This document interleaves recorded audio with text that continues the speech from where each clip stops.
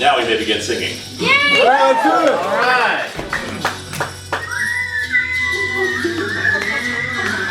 Whistle! Sing it, ConBravo! Welcome to Atop the Fourth Wall. We're back on Vicksburg. Linkara's gonna teach you all a lesson you won't learn. Rusty, you're not the smartest. Liefeld, you're not an artist. Anyone who's had a bad comic published, it could be your turn. Linkara, here's a man. Punch, where's the birdie hat? Linkara. He has a magic gun. Where he purchased that Linkara. Coins, robots, Amazons and trucks, Linkara. This comic sucks, Linkara. Hello and welcome to Asylum of Atop the Fourth Wall Live! If this is your first time seeing Atop the Fourth Wall in live or recorded form, I am already projecting my disappointment at you, and so is the person to your right. And for those of you on the end, trust me, the people in the next room are doing it too. As you may have noticed, I am reading from a script that I have not practiced, so I apologize ahead of time if I stutter or slur my words or lose my place. And I know a lot of people can get excited during these live shows and want to throw out their own jokes, but just remember, I am recording this. So if you throw out a remark and it's not funny, then you're being not funny in front of thousands of people. Like I was last year when you guys were funnier than me. So here we are yet again at ConBravo.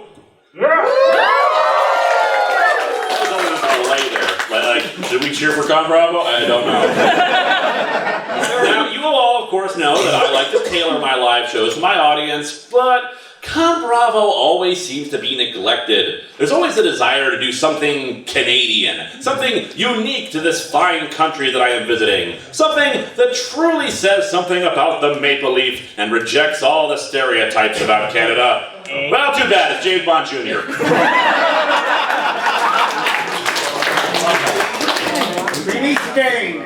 If you're not familiar with it, it was a cartoon in the early 90s about the nephew of James Bond. And for some reason he was named Junior, even though it wasn't Bond's son. As far as anyone knew, anyway.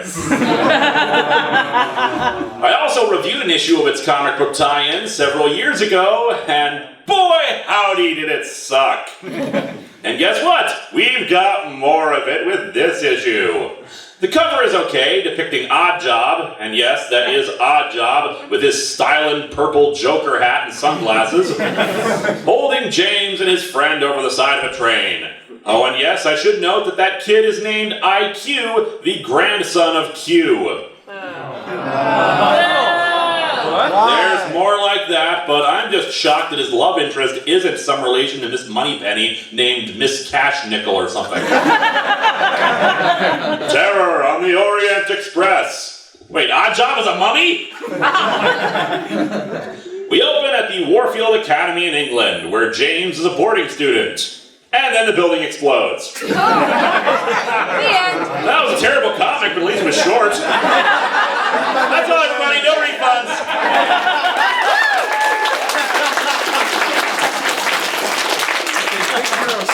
Actually, what I really love about this image is the fact that this explosion is huge, but it's barely affecting the people around it. The worst that's happening is some papers are falling over and a bicycle is a bit wobbly.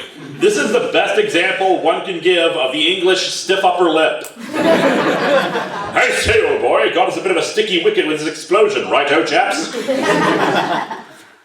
Inside the building, we see the headmaster, Bradford Milbanks, scolding James and IQ over this. What did you think you were doing, boy?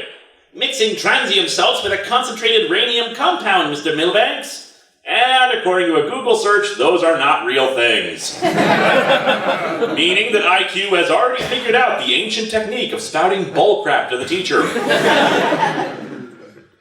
Transium and rhenium? What on earth possessed you to mix explosive substances like that? I was just experimenting to see what would happen. Wait a second. If you mix two explosives together, they explode? Of course! Don't you know anything about science?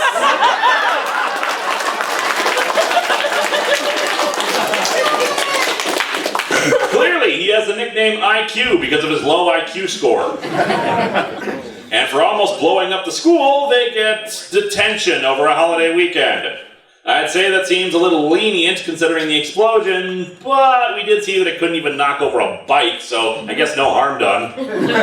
Except for all the asbestos and dust. I'm sure that's good for the sinuses. Tracy, the daughter of the headmaster, stops by to tell them not to be so glum about being confined to the school for the weekend while she goes off to ski and to deliver a tiny package to IQ. By the by, we're going to learn that this package actually contains a rare and dangerous artifact, an object that could change the world and bring death upon his head. And the guy made sure to take the time to tie a little string around the package for effect. How considerate. The package is from IQ's Uncle Max, and it's a small amulet. Max? He's a chemist, isn't he? Yep, brilliant, but eccentric. This is just like him, sending me a strange stone amulet without a word as to what it is or what I should do with it. Last week it was that cursed voodoo statue. What is he trying to tell me? Mr. Mitchell, the gym teacher, decides not to knock and just enters, holding a telemessage for IQ. Oh, look, James, there's a phonic call for you as well. This is from my uncle, too. It says, come to Venice at once. Bring the amulet, matter of life and death, Max. P.S. I know I could have just sent this message with the amulet, but I have a lot of stamps that are going to expire soon, so I figured I might as well use them. There are also 2 tickets for the Orient Express to take them to Italy. Oh, yeah, it's a matter of life and death. So naturally he gave them train tickets where it'll take about 31 hours to arrive instead of, a plane. It's poor. All that customs. The 2 decide to go right in front of Mr. Mitchell. I'll forget I know about the telemessage and what you plan to do if you promise faithfully to be back in this dorm before Mr. Milbanks returns from his skiing trip on Monday night. Again, about 31 hours from London to Venice and back again. Enjoy helping your uncle out for like an hour. Outside, someone is watching them with his binoculars. Well, do we have a deal? You bet, sir. Yes, I have a really crappy view of the outside of the building, and I can't hear a single thing being said. That evening, the 2 were on a train and looking through the books that IQ brought along. I say, IQ, what's so essential about graven iconography and talismanic engraving of the mid-Renaissance? Well, James, I also found this golden ring of power and just wanted to see if I could identify the writing on my precious. Actually, he's hoping to identify the markings on the stone his uncle sent him. However, James is apparently annoying him. I got out some novels for you. They're in the bag on the seat. Why don't you take one down to the buffet car and give me some peace to work in? I mean, just start getting weird when you're reading 50 Shades of Grey, James. However, when James opens the door, Oddjob is on the other side. Is that the only thing he knows how to say? Hello, I'm here with your complimentary laughogram. James is not in the mood for a laughogram and just smacks Oddjob with the book. Why is it Reading is power! That's not how Facebook works.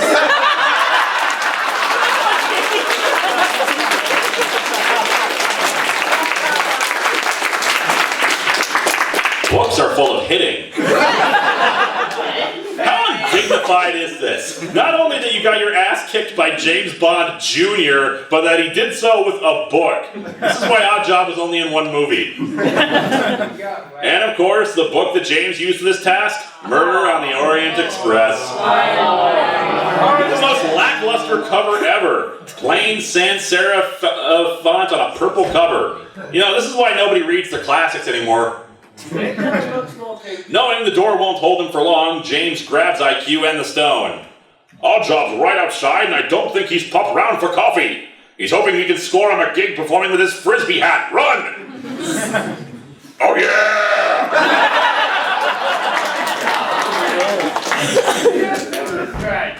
James and IQ have gone to the roof of the train and are crawling around, but Oddjob is in pursuit. And they soon spot him coming after them, and he's... Why? Well, I guess Oddjob just wanted to scream, I'm the king of the world. This is why you shouldn't judge people, James. Also, why is the moon transformed into a giant golf ball? Hit me.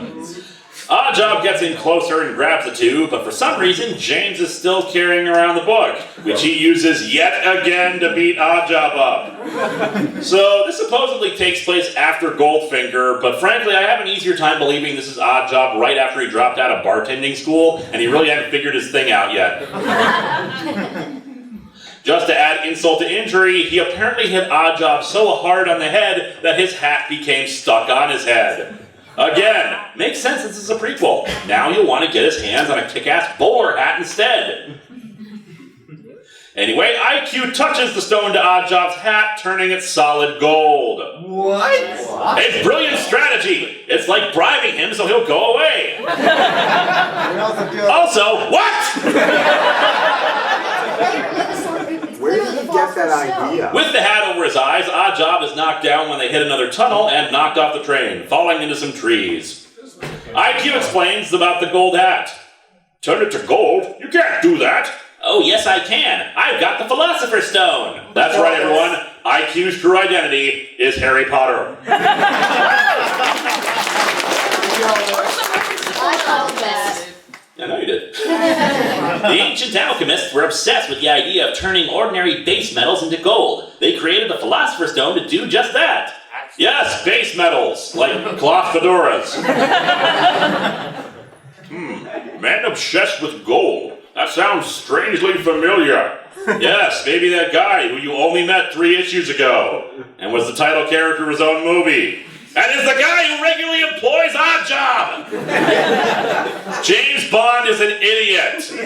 His nephew isn't too smart either. Anyway, they arrive at IQ's uncle's home to find it deserted and the place trashed. But don't worry, he just found the ancient stones that turned any base get-together into a wild party.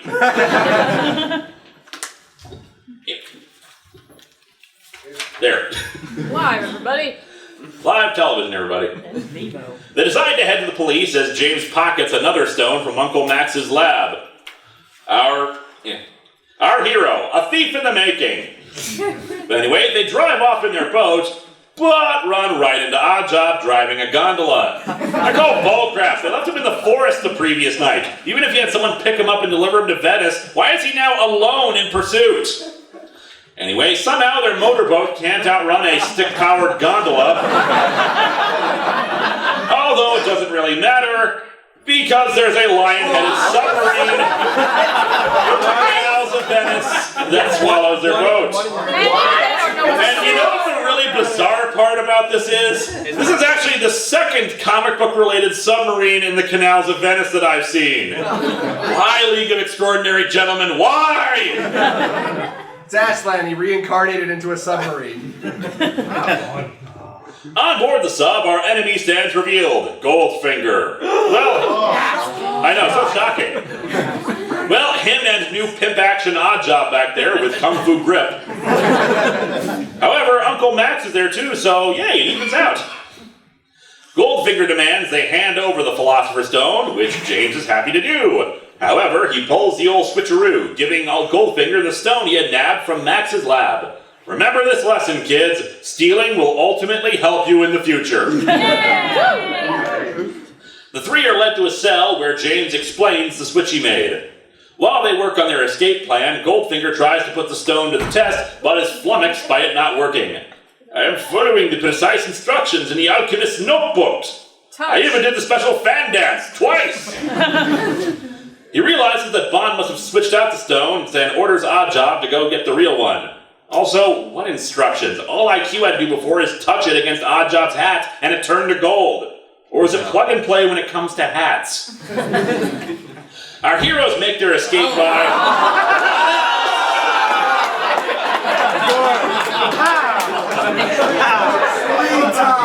Let's make it a